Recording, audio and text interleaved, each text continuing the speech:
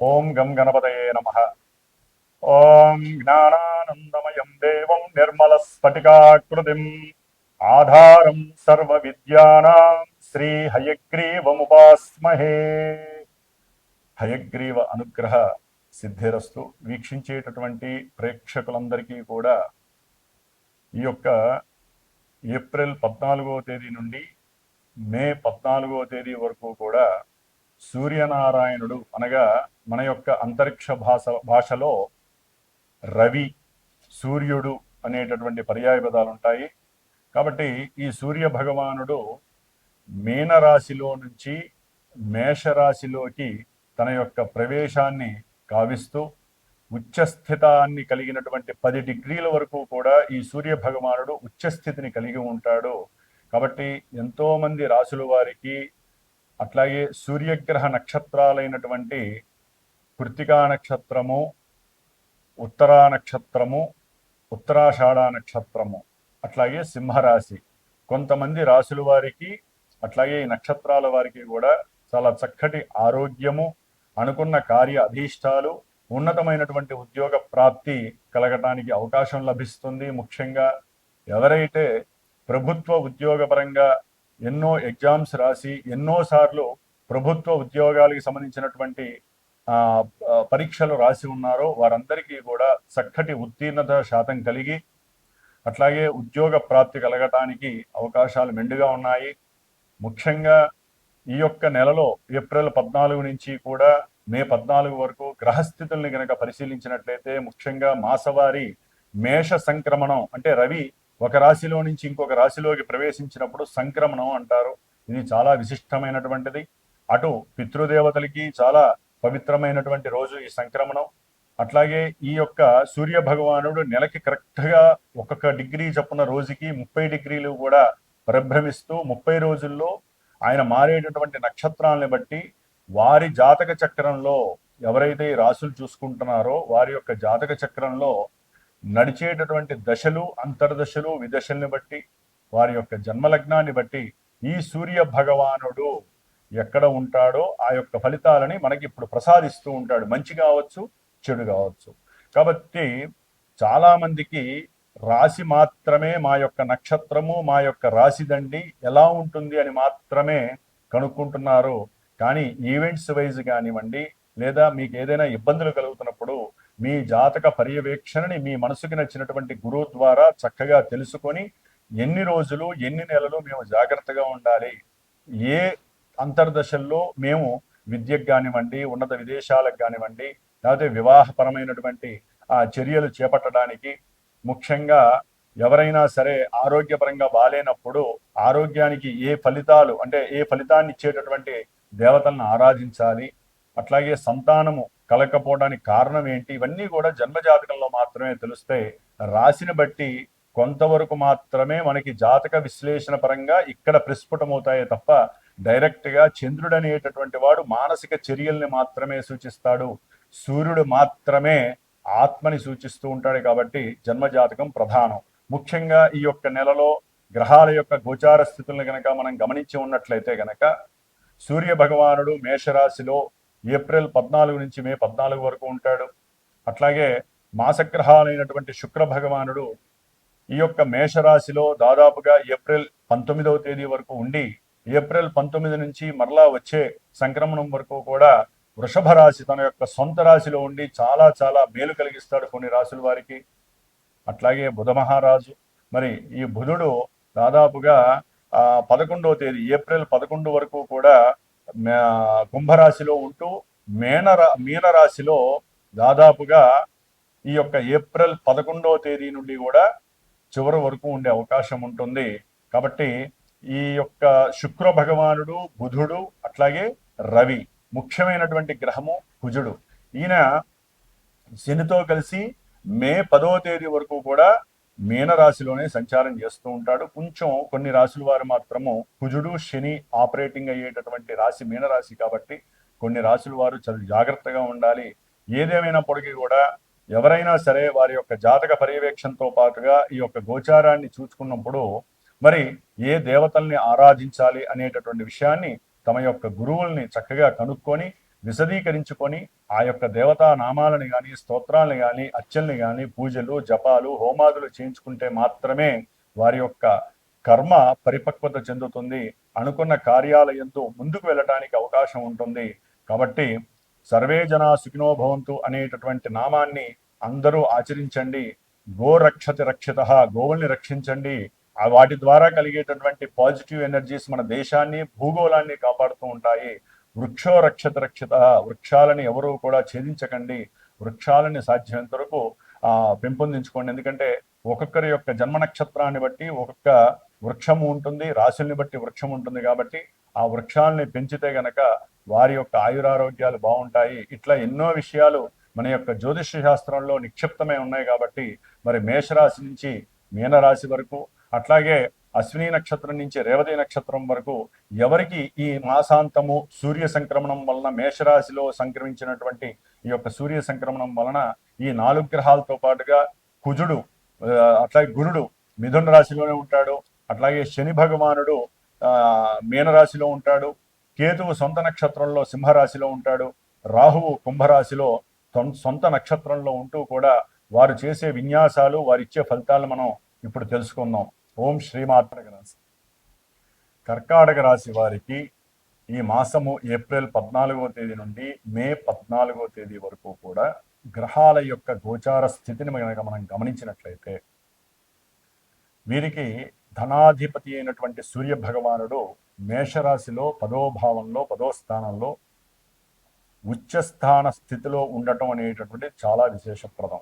దీని వలన కర్కాటక రాశి వారికి చక్కటి ఉద్యోగం ద్వారా కావచ్చు, వ్యాపారం ద్వారా కావచ్చు, కుటుంబంలో తండ్రి ద్వారా కావచ్చు, సంతానం ద్వారా కావచ్చు, లేకపోతే వీరు చేసేటటువంటి ఉద్యోగం ద్వారా కావచ్చు, ఏదైనా సరే ధనము వృద్ధి కలిగి చక్కటి లాభము కలగడానికి అవకాశం ఉంది. కార్యసిద్ధి కలుగుతుంది, ధనాభివృద్ధి కలుగుతుంది. సంఘంలో మీకంటూ కీర్తి ప్రతిష్టలు వెలుగులోకి వస్తాయి. మీరు పడ్డటువంటి ప్రతి కష్టానికి తగ్గ పరిస్థితి మీ ఆఫీసులో ఉద్యోగస్తులకు తెలుస్తుంది. ఉద్యోగంలో సన్మానం కలిగే అవకాశం కలుగుతుంది. లేకపోతే కొంతమందికి విఆర్ఎస్ ద్వారా కావచ్చు, కొంతమందికి ఉద్యోగంలో చేస్తున్న వాటిల్లో రిటైర్డ్ అయిపోయే దాని ద్వారా అఖండమైనటువంటి ధనవృద్ధి, కీర్తి ప్రతిష్టలు కలగటము. అట్లాగే కొంతమందికి ఏదైనా సరే వాళ్ళ యొక్క వాక్కు ద్వారా, అంటే వాళ్ళు మాట్లాడే ద్వారా, వాళ్ళ యొక్క ఉద్యోగంలో వారికి ఉన్నటువంటి ప్రతిభ ద్వారా గవర్నమెంట్ వారి గురించి తెలుసుకొని సత్కరించి మీ యొక్క ఆలోచన శక్తికి మెచ్చుకొని మీకు ఉన్నటువంటి ఏకాగ్రత శక్తికి తగ్గట్టుగా మీకు మంచి పోర్ట్ఫోలియోస్ కలిగినటువంటి ఉద్యోగంలో మిమ్మల్ని తీసుకువెళ్ళి పెట్టడం అనేటటువంటిది కూడా ఈ యొక్క కర్కాటక రాశి వారికి జరుగుతుంది సూర్యగ్రహ అనుగ్రహం వలన.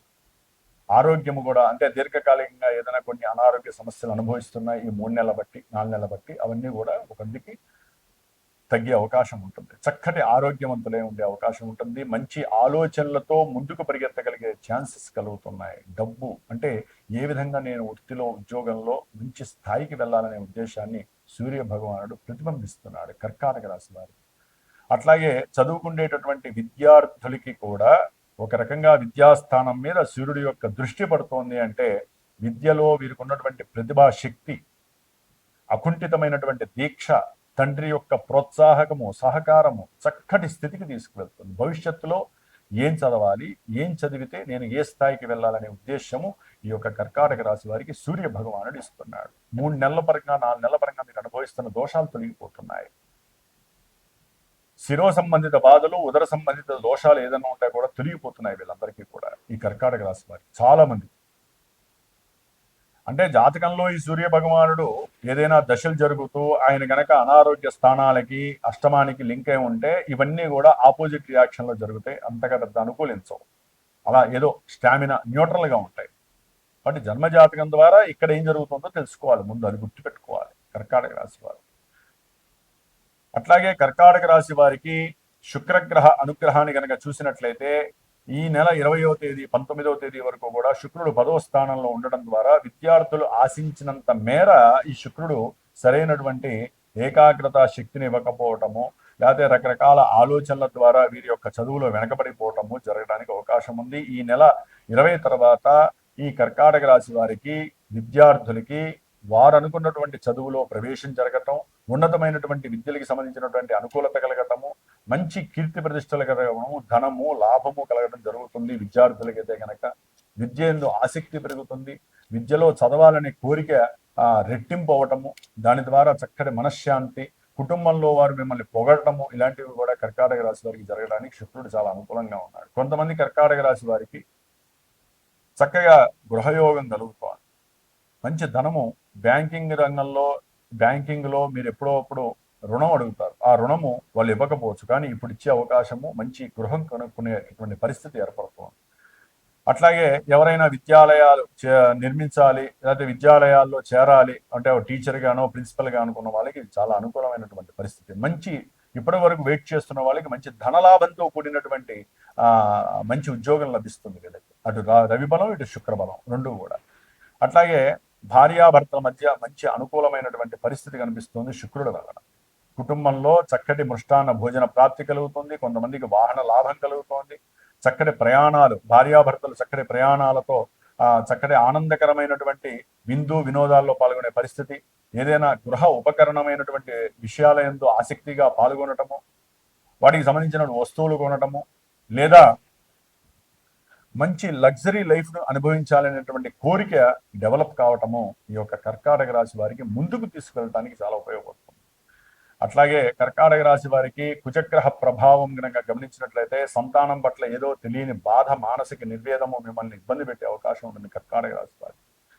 అసలు సంతానానికి ఉద్యోగం లేకపోవటము, అసలు ఎప్పుడు వస్తుందా అని బాధపడటము, అసలు వాళ్ళకి సరైనటువంటి వివాహ యోగం ఉందా లేదా. కొంతమందికి అయితే కనుక కర్కాటక రాశి వారికి వివాహం అవుతుంది, సంతానానికి వివాహం అవుతుంది, కానీ ఆ సంతానపరమైనటువంటి వివాహము తెగదింపులు అయిపోదు, అటు డబ్బు పోదు, ఇటు కోర్టు కేసులు వదలు, రెండో పెళ్లి చేసుకునే అర్హత ఉండదు. ఇట్లా కలగడానికి కూడా కర్కాటక రాశి వారికి. కొంతమంది కర్కాటక రాశి వారికి డైరెక్ట్ గా ఒకసారి వివాహమై విడిపోయిన వాళ్ళకి రెండో వివాహం విషయంలో కూడా పూర్తిగా సమస్యలు ఎదురే అవకాశం ఉంటుంది. జాగ్రత్తగా ఉండాలి. అసలు తొందరగా అలాంటి ప్రయత్నాలు చేయకండి. వైశాఖ మాసం వెళ్ళిపోతుంది కదా పెళ్లి చేసుకుందామని మాత్రం అనుకోకండి. తృతీయ కళ్యాణం అసలే అవయోగం, ఆ అవయోగానికి ఇది ఒకటి గ్రహాలు బాగాలేదు. ఎందుకంటే 9వ స్థానంలో కర్కాటక రాశి వారికి కుజుడు, బుధుడు, శని, ఈ 3 పాప గ్రహాలు కూడా అల్లల్లాడిస్తాయి. ఏదైనా దూర ప్రయాణాలు పెట్టుకుంటే కొంచెం జాగ్రత్తగా ఆలోచించి నిర్ణయాలు తీసుకోండి. దూర ప్రయాణాలు కానీ, దగ్గర ప్రయాణాలు కానీ, బంధువులతో మాట్లాడేటప్పుడు కానీ, బంధుమిత్రులతో సమాగం అయినప్పుడు, ఏదైనా ఫంక్షన్స్కి వెళ్ళినప్పుడు కానీ, లేకపోతే వివాహపరమైనటువంటి ఏదైనా విషయాలలో పూర్తిగా నెగిటివ్గా ప్రతికూలమైనటువంటి ఫలితాలే కనిపిస్తున్నాయి కర్కాటక రాశి వారికి. కాబట్టి 3 గ్రహాలు అనుకూలంగా లేవు. ముఖ్యంగా 10వ 12వ భావంలో ఉన్నటువంటి గురువు వీరికి మరి కర్కాటక రాశి వారికి ఉద్యోగ వ్యవస్థలో మార్పులు చేర్పులను కలుగజేస్తున్నారు. అట్లాగే ఏదైనా సరే ఆర్థిక పరమైనటువంటి లాభం కలుగుతుంది, మేము ఇచ్చినటువంటి అప్పులు ఏమైనా తిరిగి వస్తే, పెట్టుబడి పెట్టామో లాభం వస్తుందా అనుకుంటే, కోర్టు కేసులకి సంబంధించినటువంటి విషయాల్లో ఏదైనా సరే అనుకూలత కలుగుతుంది. కొంతమంది ఉద్యోగస్తులు కోర్టులో వ్యవహారం నడుస్తూ ఉంటుంది, వారందరికీ కూడా కొంచెం ప్రతికూలమైనటువంటి పరిస్థితులు కనిపిస్తున్నాయి. అష్టమంలో ఉన్నటువంటి రాహువు ఆరోగ్యాన్ని పాడు చేస్తున్నాడు, అనుకున్న ప్రతి కార్యక్రమంలో ఆటంకాలు కలుగు చేస్తున్నాడు. మహానుభావుడు సొంత నక్షత్రంలో ఉండి భార్యాభర్తల పరమైనటువంటి వాక్కు సంభాషణ సరిగ్గా ఉండదు మిగతా గ్రహాల వలన, రాహువు వలన. ద్వితీయంలో వాక్స్థానంలో ఉన్నాడు, ధనస్థానంలో, కుటుంబ స్థానంలో ఉన్నటువంటి కేతువు సొంత నక్షత్రంలో ఉండి కుటుంబాన్ని చేల్చడానికి రెడీగా ఉన్నాడు కర్కాటక రాశి వారికి. ఆర్థికంగా మోసాల బారిన పడే అవకాశం ఉంటుంది. ప్రయాణాలను కొంచెం జాగ్రత్త వహించండి. సంతానంతో మాట్లాడేటప్పుడు కొన్ని విభేదాలు మీకు లేనిపోని దీర్ఘకాలికమైనటువంటి ఎడబాట్లు కలుగు చేస్తే జాగ్రత్తగా ఉంటుంది. ఏదేమైనప్పటికీ కూడా కర్కాటక రాశి వారు ఒకరు గుర్తుపెట్టుకోండి, మా నక్షత్రం ఇది, మా రాశిది, మా రాశిలో మరి పునర్వసు నక్షత్రం ఉంది, ఆశ్లేష ఉంది, అట్లాగే పుష్యమి నక్షత్రం ఉంది అనుకొని మా రాశికి ఇదే ఫలితాలు వస్తాయని మాత్రం దయచేసి అపార్థం చేసుకోకండి. మీకంటూ డేట్ ఆఫ్ బర్త్ ఉంటే కనుక ఆ యొక్క date of birth, time, place ప్రకారం మాత్రమే మీ యొక్క జన్మజాతకంలో ఒక లగ్నం విశేషంగా పార్టిసిపేట్ చేస్తుంది. ఆ లగ్నాన్ని బట్టి దశలు అంతర్దశలు జరుగుతూ ఉంటాయి. ఇప్పుడు ప్రజెంట్ అసలు అవి ఏ విధంగా యాక్టివేట్ అవుతున్నాయి, ఆ దశలు ఏంటి, అంతర్దశలు ఏంటి, అవి గోచారానికి ఏ విధంగా లింక్ అయి ఉన్నాయి, ఆ లింకు ప్రకారము కొంతమందికి వివాహ యోగం, కొంతమందికి విద్యాయోగము, కొంతమంది వాహనము, కొంతమందికి చక్కగా కోర్టు వ్యవహారాల్లో లాభం కలగడం, ఇలాంటివి జరుగుతూ ఉంటాయి ఈవెంట్స్. కాబట్టి కొంతమందికి ఇబ్బందులు కలుగుతాయి, కొంతమందికి లాభాలు కలుగుతాయి. కాబట్టి ఇవి విని మాకు ఇవి జరుగుతాయి, మాకు ఇది జరుగుతాయి అని మాత్రం దయచేసి లేనిపోని పోగళ్ళు తీసుకోకండి. జన్మజాతకం ఉన్న వాళ్ళు అదృష్టవంతులు. ఆ జాతకాన్ని సరైన గురువు ద్వారా చూపించుకొని ఈవెంట్స్ వైజ్ ఏదైనా ఉంటే శుభకార్యాలు ముందు చూపించుకొని అడుగు పెట్టుకోండి. ఇబ్బందులు పడుతున్నా సరే వాటికి పరిష్కారాలు తెలుసుకోవాలంటే సరైన గురువుని మీరు సంప్రదించండి.